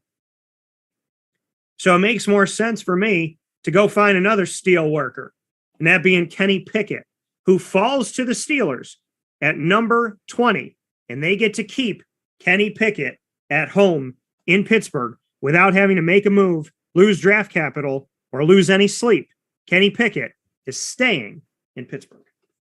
See, I went the other way with this. I went quarterback, but I went with Malik Willis, thinking that they need a dual threat quarterback. Not that Kenny Pickett can't move. It just, the two comparatively speaking, Malik Willis is more that RPO guy, more that guy that can run the ball, more that Lamar Jackson type guy. So, yeah, quarterback's definitely the need there. Yeah, and I think they go with this because as much as the league may feel like it's changing a bit there, we know Deshaun Watson, if he plays, can run. We know that Lamar Jackson can run. So will Pittsburgh do that? But remember, Pittsburgh does what they want to do. Pittsburgh had Antonio Brown and Le'Veon Bell, arguably the best wide receiver and running back in the league at the time. And they said, you're dramatic. Leave. And they did. And they continued forward. So I think when the league says, well, we're going to do this, we're going to say this, we're going to feel this, we're going to be this, Pittsburgh goes, yeah, we're from an old steel town. We are who we are. We're going to be who we want to be. So I think they're going to go with Kenny Pickett and say, keep doing what y'all are doing. That's fine. Keep running, Lamar. We don't need a running quarterback. We just need a defense that stops yours. We're going to take Kenny Pickett, and we're going to let the league figure out who's going to take Malik Willis, because I think he will get taken in the first round. Number 21 overall, I went back and forth with this one, but I'm going to agree with you, Mike, here. Devin Lloyd, linebacker, Utah. I thought they would take a linebacker. I think Nakobe Dean may fall to the second round here. I like Nakobe Dean. Got to be around him, albeit virtually, in my coverage of the college football playoff with Georgia. A lot of Georgia players could go in the first and second round and in the draft in general. But I have Devin Lloyd here coming out of Utah and going 21 overall to the Patriots, who need to find a future at linebacker and make sure that the middle of their defense is going to be able to scare some and be able to push some guys back. I think linebacker is something that they have had a lot of success with under Bill Belichick. I know that they have. And I think the coming of the next regime has to be here, and who's going to step up. And I think Devin Lloyd will be the pick at this point. Look, New England's used to having one dominant guy at least at linebacker. Think Jared Mayo, think Teddy Bruschi, think Donta Hightower. This is a guy who can be that guy as well. So great minds think alike, Dan. Great pick. Thank you. I appreciate that very much. And with the next pick of the 2022 NFL draft, pick 22 in our mock draft here. And Mike gave his round 1 through 32. And I'm here in round 1 giving you my 1 through 32, both in the same show inside of the Fantasy Football Power Hour, proudly presented by the Wildcat Sports Pub, 3680 Milton Avenue, Camillus, New York, open 7 days a week. And of course, there in the Home Depot Plaza, you can get takeout and delivery from the Wildcat, 315-487-2222. That's 315-487-2222 for 2022-2222 and pick 22. The Green Bay Packers will select and shock Aaron Rodgers yet again. Why did you take Jordan Love? And now you got Malik Willis? Are you kidding me? I'm kidding. So they will not take Malik Willis. With this pick, the Green Bay Packers will sit here and say to themselves, man, we could mess with this dude. We could play with this guy. We could pick this and then pick that. We're not going to mess with him in this. We are going to make sure that we do right by Aaron Rodgers. He is going to flip his lid if he sees us go any other way. So if we go wide receiver, we'll make him happy. But we could also go edge rusher and take George Karlaftis. Where do we go knowing that we have a pick at 28? Well, we know that the draft is deep in wide receivers, and for some odd reason, we paid him $50 million, but we still like to see him squirm. George Karlaftis will be the next off the board, going to the Green Bay Packers, an edge rusher out of Purdue, who it was also Mike's pick, and who will find his way into a place not too far away from Purdue after coming out of the Big Ten. Yeah, I like the guy. I think he's going to be a game changer. I think he's underestimated by a lot of people. He doesn't come out of a big name school, not known for edge pass rushers necessarily. So it's a great opportunity for both Georgia and Purdue. You got to make Kyler Murray happy at this point, because he doesn't seem like he's that happy in this moment in time. So how do you make him happy? He's got DeAndre Hopkins, but what else do you do? How do you make this man feel good about where he's at right now? How do you make the nest get a little more comfortable? Well, if you're a bird, you go and find some scraps around the world and you bring him into the nest and you nestle it in. So what are they going to take? What little piece are they going to drop into the nest to make it that much softer? I think it's going to be George Pickens to be on the other side of DeAndre Hopkins out of Georgia, yet another Georgia player chosen. And if you go through my draft here, you got, as far as Georgia players that have come off the board as we take a look through here in my pick so far in my mock draft for round number 1, we have seen that a bunch of them, as we go through here and look at it here, I got a lot of Georgia players that I think will go, but shockingly here, not too many have gone off my list yet. We have Trayvon Walker went number 7 to the Giants, and outside of Trayvon Walker, Jordan Davis, and then now we'll go with George Pickens. So I went defense, offense here. And the first offensive player from Georgia going is George Pickens at number 21 to the Arizona Cardinals. Not too shabby for Georgia, 3 picks in the top 23. They say he could be a boom or bust type player here. 6'3", runs a 4.47, 200 pounds. They say he's got natural ability, though, whatever that means. So, I mean, I have natural ability, too. Naturally, I wake up in the morning. Naturally, I sleep at night. We all naturally have some sort of abilities. But I think George Pickens, when you play for Georgia and you're the playmaker and you're the guy that they're trying to get the ball to and you can jump up and get the ball, that's a good sign. Yeah, and so George Pickens makes sense here. I think they're going to go wide receiver, and I think ultimately this is the one that's available there for him because my other guys are gone here. You've seen as we go through the draft that Treylon Burks also went earlier on here for me. Jameson Williams went as well as Chris Olave, Garrett Wilson, and Drake London. So that brings me to George Pickens, and it brings me to the Pickens of number 24 in round 1 for the Dallas Cowboys. And Mike, I originally was going to go one way, but the idea of keeping somebody home, putting butts in the seats makes sense here, right? And so you got Tyler Linderbaum out of Iowa. You have Kenyon Green out of Texas A&M, and you have Zion Johnson out of Boston College. Well, the one that I think is going to be more flashy for the man of flash is Jerry Jones. And he's going to take an Aggie and bring him right on over to Arlington and nestle him there with Zach Martin. I agree with you in this pick. Kenyon Green, I think, is going to go here. I originally was going to put Zion Johnson, but Kenyon Green makes sense out of Texas A&M. Just makes more sense for the team, makes more sense for the state, more sense for Jerry Jones and the personality to take an SEC player and put him right here at number 24.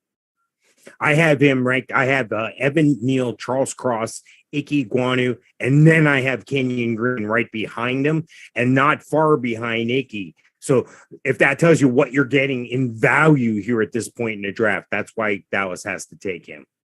Yeah, and I think the Buffalo Bills with the next pick here makes perfect sense. You got Kenneth Walker III, you got Isaiah Spiller. They took a CJ Spiller in the past there and brought him onto the team. You have James Cook, Damian Pierce, Brian Robinson Jr. Some of these guys have been on the show. Shout out to Mr. James Cook as well as to Brian Robinson Jr. here recently. Breece Hall, you mentioned Breece Hall. I want to take a look at Breece Hall's numbers. So Breece Hall here, statistically, this is what Breece Hall looks like. And I know in a previous show, we talked about the statistics of a bunch of different running backs. Breece Hall is back-to-back 1,400-plus yard rushing seasons, 279 carries in 2020, 1,572 yards rushing, 5.6 yards a carry, 21 touchdowns. Also, we had 23 catches for 180 yards and 2 touchdowns. 2021, 253 attempts, 1,472 yards, 5.8 yards a carry, 20 touchdowns rushing, 80 yards was his longest run, 36 catches, 302 yards, 3 touchdowns. Wow. Zach Moss didn't work. Devin Singletary didn't work. Breece Hall looks like better than both of them together. So I'm going to agree with you, Mike, and give me some Breece Hall here for the Bills, who definitely need some assistance when it comes to running the dang rock. I'm giving it to Breece Hall here. Kenneth Walker III, he will go, maybe round 2, but Breece Hall I'm going to put in this pick. Yeah, I like the pick a lot. That's why I made the same pick there. Look, they're not gonna make him the single horse in that backfield, but he has that ability at 6'1", 220, running a 4.39. This is the best running back prospect in the class. They need help at running back. This makes sense for everybody.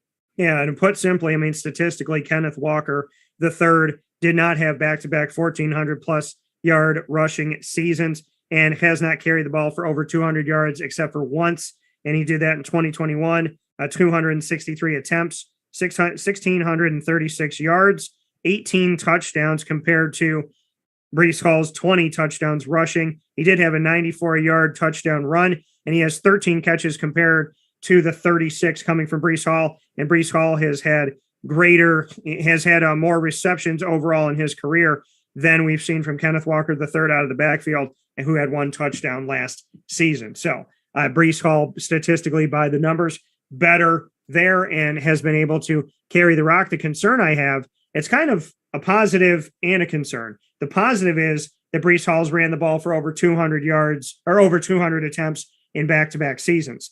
The negative side of that, he's had more carries, more wear and tear on his body than Kenneth Walker III. But Breece Hall is the pick that I think you got to make here statistically. He's better by the numbers. And like I said, catching the ball and running the rock, he automatically gives help to a team that desperately needs it. And if he does what he needs to do and he translates well to the NFL, then maybe Singletary or Moss can finally do just a little bit to be an accent to it. Maybe they can be the cherry when we know that they're not the sundae. That's how I'm seeing it. 26 overall going to the Tennessee Titans. The Tennessee Titans at this pick, they can go in a lot of different places, but I believe that they need to help themselves in taking care of their offensive line as well. They need to do right by this. And this was a pick that I was originally going to make at 24, but I agree with Mike. Zion Johnson behind Kenyon Green to go to Tennessee, Boston College, interior lineman at guard to help Derrick Henry run the rock. Yeah, it makes total sense. I mean, this is a guy who's probably similar in size to Derrick Henry. I mean, Derrick Henry's a huge man, so having another huge man in front of him helping pave the way a run first offense, this is just what they need. And then with the Tampa Bay Buccaneers, they have the opportunity to look at a few different players here and bring them on to their team. They have Andrew Booth Jr., Roger McCreary, Kyler Gordon, and Tariq Woolen, each of these gentlemen at the cornerback position. Also Marcus Jones from Houston and Kobe Bryant, spelled with a C and not a K, who wore number 8 in the college football playoff to honor the late Kobe Bryant. May he and his daughter Gianna rest in peace, and God bless to all their loved ones in heaven and here on earth. So with that being said, 27 here, they have the opportunity to look at a bunch of different guys, but with Elam off the list, I think Andrew Booth Jr. goes here to the Tampa Bay Buccaneers, who try to help their secondary move forward. Yeah, I like Elam. Like I said before, I don't know if he was to go that high, but Andrew Booth is a great cover guy. This is a guy who played at Clemson. I mean, if you're first round talent, you're first round talent, no matter which team you're on. But when you play against better competition week in, week out, again, like we said, you're only as good as the people you play against. So that comes in handy a lot of times down the stretch. That could make the difference. It's a game of inches. Yeah, and the Green Bay Packers, again, are they going to do right by their guy? That's the big question mark. George Karlaftis is the one that I had them take here earlier on, but they're going to have to go wide receiver at this point. I don't think they're going to go with Skye Moore. I think that they're going to go with somebody else here. They're going to go and they got to find some height, and they got to find somebody who is going to create for them an opportunity to really be immediately impactful for Aaron Rodgers. Aaron Rodgers is, heading toward 40 years old. So he needs a guy out there to get after it. 6'5" out of Tampa, Florida, 208 pounds, played for North Dakota State. Christian, don't call me Watson, is available there for them. And I believe that they make the move for him. There's a guy, Kelvin Austin III, that's out there. He's 5'9". So Christian Watson, to me, makes sense here for them to put him out there on the outside. They need some help without Devontae Adams. I think Christian Watson, yet another North Dakota State player to crack the top, the first round here, after we saw it happen just a few years back with Carson Wentz. Yeah, well, Christian Watson, I can't argue with him. He did real well on my Just Explosiveness Index. Again, go to the website and check that out. Christian Watson is a guy who, well, he's got skills, he's got speed, he's got big hands, he's got size, he's got the length. 6'5", 4.36 40. I'm not going to argue. And I feel like they need that. They need the help on the outside. They need somebody that Aaron Rodgers can go and throw it up to, which leads me to somebody that can help on the inside to be a little bit of everything, whatever they need. And that is Mr. Skye Moore of the Kansas City Chiefs. I was so happy when I saw Mike put him onto the Chiefs. I was like, yes, I didn't know what we were going to agree on, Mike, and what we were going to disagree on. But the fact that you think Skye Moore is worth this pick here toward the latter part of round one, I love seeing that. Love his coach, Tim Lester, good friend, and Western Michigan's Skye Moore, who made the decision to enter the NFL draft, is a good decision. Not knowing that Tyreek Hill was going to move, and now that he has Skye Moore, I'm not saying he is Tyreek Hill, but I'm saying they'll try and put him in to that spot, see if he can be there, help them out in the slot, help them out in the backfield, take those quick pitches, take those opportunities, and see how fast he can be in the field. I think Skye Moore is one of those things where Chiefs fans are like, we got rid of Tyreek Hill? What? And then all of a sudden, we got Skye Moore? All right. Again, I think that it's going to be a switch from, to, okay. I think Skye Moore will be able to lead them into their next chapter. I'm excited about what he can do in Kansas City. Yeah, I don't think Juju Smith-Schuster has had a down year, and Marcus Valdez-Scantling, who I was surprised that anybody wanted to sign him off of the Packers. So this is a guy who could make an immediate impact. This is a guy who runs 4.41, not far off from what Tyreek Hill did. So, and this is a guy who's, similar in stature, is a 5'10" guy, 195. So this is a guy who maybe they use him exactly the same way. So maybe he falls off the radar in a lot of people's fantasy drafts this year. Put that in the back of your mind there and keep that handy. Maybe he's a deep guy. Maybe he's your last wide receiver. Maybe he's an ended around flyer that nobody's going to be aware of. Maybe that's your guy. Yeah, and when we look at Kansas City's next pick, which they have 30th overall, as we take a look at the Kansas City Chiefs and what they have on their roster coming up this season specifically, I want to take a look at their defensive side of the ball, because obviously we talk about their offense so much.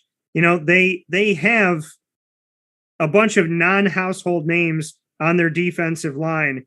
And then we look at, really their defense in general. Not a ton of these guys are the household names that you hope them to be. Kansas City usually having to outscore you.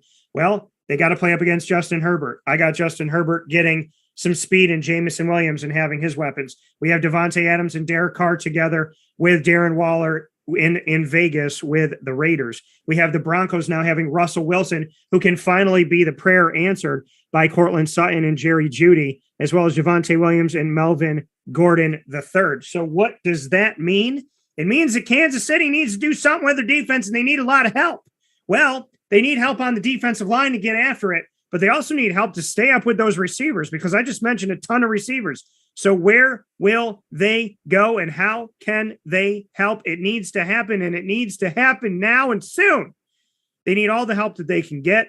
And Mike, I agree with your Daxton Hill pick, and I'm going to have Daxton Hill going here because he is the safety that is next up on the list. And he is the one that I think makes sense to come into Kansas City and try and be an immediate help, because they need it, and they definitely are going to need it against the pass this season. Yeah, I that's why I made the pick as well. And again, these are guys that can complement each other, can help each other with that tough practice each day against each other. That should be great. Great. And it brings us to our next pick here, the Cincinnati Bengals. And the Cincinnati Bengals, for me, they need help on the offensive line. I know that Mike went to the defensive side of the ball, and I know he went to corner here, but they need help on the offensive line. And so to me, looking at this and what they can take here at this point, you want to help the interior. You want to make sure that you are protecting your quarterback. And so, they just made a move to bring in a center. So that to me obviously takes out some of these players here that could make sense. So then I look to the outside of the line and I say, okay, well, Trevor Penning could be a good big guy there from Northern Iowa that could help them out here and give them some much needed assistance. So I'm going to go with Trevor Penning and go to the outside of the line and have him help out Cincinnati and Joe Burrow stay upright as they look for a shot to do what few teams have ever done in history, which is make it to back-to-back Super Bowl games. Yeah, he was the best available lineman left at that point. You can't argue with, your franchise getting tackled a record number of times year in, year out, getting hurt. You can't have people hitting your quarterback. You got to protect them. So he's the best offensive lineman available. Go ahead and take that one. And that leaves us with the 32nd overall pick. I told you that the Detroit Lions were going to test it out, right? I said that. I've said it repeatedly. I said it before last season started. They would test out Jared Goff. It didn't work. He was the former number 1 overall pick. How ironic. Former number 1 overall pick, and now you have the last pick of the first round, which means you don't have to pay this guy as much. Yet, he could have been drafted a lot higher as the Detroit Lions take dual threat quarterback and, dare I say it, make it somewhat interesting here. And they go with Malik Willis with the 32nd pick in this year's draft in round number 1. We finally see Malik Willis out of Liberty come off the board.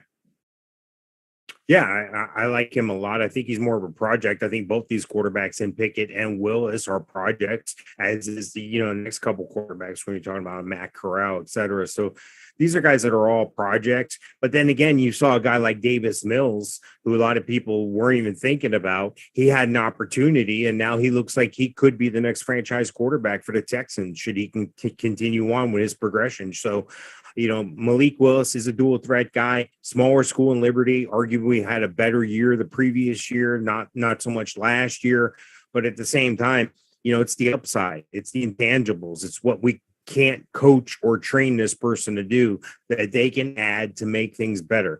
Is this guy fit what we're trying to do? Is he going to fit a mobile offense? Are we switching to an RPO? Do we have the right guys around him? Well, maybe we don't, but now he's our cornerstone and we're going to build around him. So it's interesting to me to see how that goes. And it'd be interesting to me to see how fast Malik Willis can get on the field. Yeah, and we'll have to see here. But I think Detroit, could have made this pick at number 2. And they end up getting to make it 30 picks later at 32, which I think is a benefit to them to get Malik Willis, a benefit to them to not have to pay as much, and a benefit to them to be able to take care of grabbing Kayvon Thibodeau and help out their defensive line and get an edge rusher and still get their quarterback before the end of round 1. So with that being said, this has been our 2022 NFL mock draft for round 1. Mike Sofka of Hall of Fame FantasyFootball.com gave you his picks 1 through 32. And then myself, Dan Tortora of WakeUpCallDT.com, just gave you mine 1 through 32. And we appreciate you being here. And we are very excited that you can tell us, and you have told us all throughout the show, whatever your thoughts are on YouTube.com/WakeUpCallDT, Facebook.com/WakeUpCallDT. If you agree or disagree, we always appreciate the conversation. So thank you so much for being a part of the show. You can find Mike and I on the Winning Fantasy Football group on Facebook. And in the meantime, Mr. Sofka, please take care of yourself, and I look forward to talking with you soon. Thank you, Dan. I look forward to seeing you next time.